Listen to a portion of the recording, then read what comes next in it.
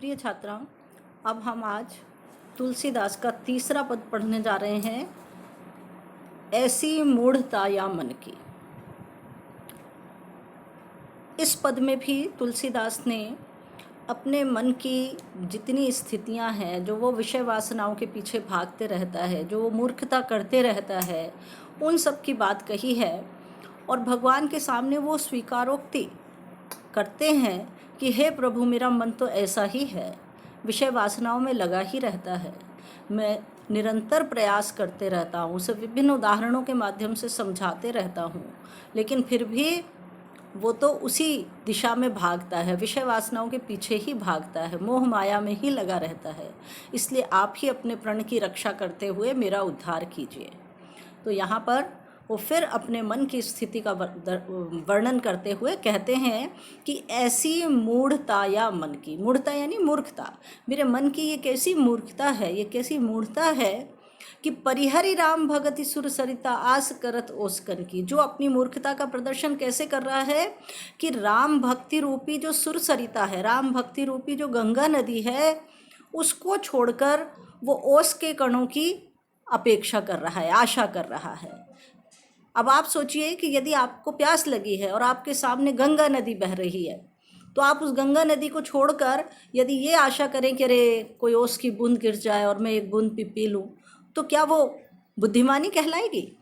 तो ऐसे ही ईश्वर की आराधना का पूरा मार्ग हमारे सामने खुला पड़ा है। भगवान की भक्ति हमारे लिए, सबके लिए सुलभ है, लेकिन मनुष्य का मन ऐसा है कि वो उस दिशा में न जाकर विषय वासनाओं में ही लगा रहता है, ओस कणों की अपेक्षा करते रहता है। तो इसीलिए उन्होंने कहा है कि ऐसी मूढ़ता या मन की, मेरे मन की मूर्खता तो देखिए कि वो राम भक्ति रूपी गंगा नदी को परिहरि, परिहरि यानी त्याग कर, छोड़कर किसकी अपेक्षा कर रहा है, आशा कर रहा है? ओस की कणों की, छोटी छोटी ओस की बूंदों की आशा कर रहा है।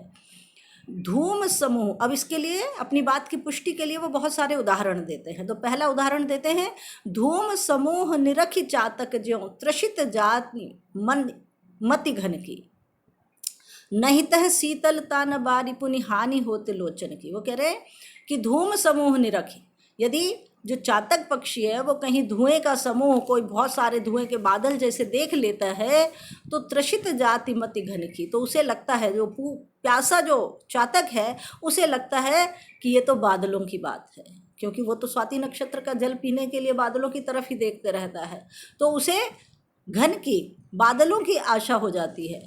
पर वो होता क्या है, नहीं तह शीतलता न बारी, उस धुएं के समूह के साथ उसे न तो कहीं शीतलता प्राप्त होती है, न बारी और न जल ही प्राप्त होता है। पुनि हानि होत लोचन की, उल्टा उसे क्या हो जाता है, लोचन जो उसके नेत्र हैं वो और उस धुएं से दर्द में भर जाते हैं, उसे उसकी और कमी खटकने लगती है। नहीं तह शीतलता न बारी, न वहाँ शीतलता है न जल है, उल्टा उसकी नेत्रों को और कष्ट पहुंचता है, क्योंकि धुएं से तो क्या है, आंखें जलने ही लगेंगी। तो यदि व्यक्ति ऐसी मूर्खता करे, जो सही दिख रहा है, स्पष्ट दिख रहा है, उसे भी देखकर अनदेखा करे, तो उसका परिणाम तो निश्चय ही दुखद ही होगा। फिर वो दूसरा उदाहरण देते हैं, टूटत अति नहीं ज्यों गच कांच बिलो की सेन जड़ छाह आपने तन की, टूटत अति आतुर आहार बस क्षति विसार आनन की। अब दूसरा उदाहरण क्या दिया है कि ज्यों गच कांच बिलो की सेन जड़, सेन क्या है, बाज पक्षी, जैसे बाज पक्षी किसी कांच के फर्श पर, कांच के फर्श पर कोई यदि पक्षी ऊपर से देखे, जो मूर्ख बाज पक्षी है वो जब कांच के फर्श पर अपनी ही तन की परछाई देखता, छाह आपने तन की, अपने ही तन की जब परछाई देखता है, टूटत अति आतुर, तो वो बहुत ही आतुर होकर, बहुत व्याकुल होकर, बहुत शीघ्रता से उस पर टूट पड़ता है। क्या सोचकर, आहार बस, भूखा है तो उसे आहार मिल जाएगा, उसे लगता है कोई क्षति विसार आनंद की, और वो ये भूल जाता है कि इस पर टूट पड़ने से क्या होगा, उसके ही मुख की क्षति हो जाएगी, उसकी ही चोंच टूट जाएगी, क्योंकि फर्श से टकराकर उसे कुछ हासिल होने वाला नहीं, वहाँ परछाई उसी की दिख रही है, पर वो मूर्खतावश अनजान बना रहता है या ऐसी गलती कर बैठता है। तीसरा उदाहरण, कह लो कहाँ कुचाल कृपा निधि, जानत हो। अच्छा, वो कह रहे हैं कि कहाँ तक मैं कुचाल कहूँ, अपनी बुरी स्थितियों का कहाँ तक वर्णन करूँ। जानत हो गति जन की, हे प्रभु आप तो सर्वज्ञ हैं, आप तो जानने वाले हैं, आप तो एक एक की स्थिति को समझते हैं, तो आप तो मेरी बात को अच्छी तरह जानते ही हैं। अब मैं क्या वर्णन करूँ, क्या बात बताऊँ आपको। तुलसीदास प्रभु हरहु दुसह दुख, कहु लाज निजपन की। और इसलिए हे प्रभु, अब ये आपके ऊपर ही दायित्व है कि आप मेरे इस भयंकर दुख को, इस सांसारिक पीड़ा को दूर कीजिए और अपने प्रण की रक्षा करिए। करहु लाज निजपन की, जो आपका प्रण है, क्या प्रण है? शरणागत की रक्षा करना, जो पापी हैं उनका उद्धार करना।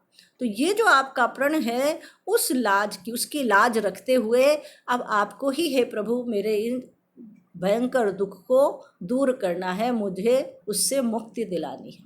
तो उन्होंने यहाँ पर कुछ उदाहरण दिए हैं, और वो उदाहरण क्या स्पष्ट करने के लिए दिए हैं कि व्यक्ति को पता है कि वो गलत कर रहा है, वो गलत दिशा में जा रहा है, लेकिन उसके बावजूद सांसारिक प्राणी होने के नाते वो संसार की मोह माया में उलझा रहता है, विषय वासनाएं उसे घेरे रहती हैं, वो अपनी इंद्रियों के वशीभूत हो जाता है और इंद्रियां जैसे नचाती हैं वो नाचते रहता है। परिणाम स्वरूप उसकी हानि ही होती है। जैसे ये दो उदाहरण दिए हैं कि जहाँ एक तो चातक का उदाहरण दिया है और दूसरा बाज पक्षी का। ठीक ऐसे ही मनुष्य भी निरंतर गलत दिशा में प्रयत्नशील रहता है, परिणाम स्वरूप उसके हाथ कुछ नहीं आता है और वो आवागमन के चक्र से मुक्त नहीं हो पाता, निरंतर उसी में उलझा रहता है। इसलिए तुलसीदास जी कह रहे हैं, अपने मन की मूर्खता को बताते हुए, उसे स्वीकार करते हुए प्रभु से विनती करते हैं कि हे प्रभु, मैं तो कोशिश करके भी अपने में पर्याप्त सुधार नहीं कर पा रहा हूँ, लेकिन अब अपने भक्त को अपनी कृपा से पूरा उसका उद्धार करने का दायित्व आपका है, इसलिए आप ही अपने प्रण की रक्षा करते हुए मेरा उद्धार कीजिए।